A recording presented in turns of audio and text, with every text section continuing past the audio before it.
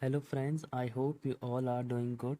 In this video, I will tell you how you can restart your graphic driver in Windows 10 or Windows 11. Some of you are facing issues related to your graphic driver that it's not working properly. So you can restart it so that it starts working properly in your Windows 11 or Windows 10. So for doing this, I will tell you a shortcut key.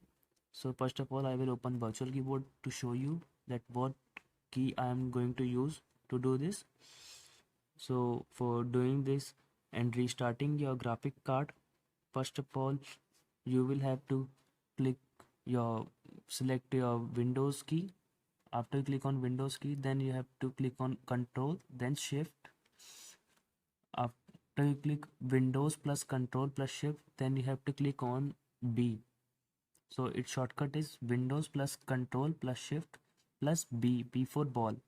So after doing this particular shortcut key, pressing this particular shortcut key, your graphic card will get restarted again and your PC will work smooth again. Thanks for watching this video.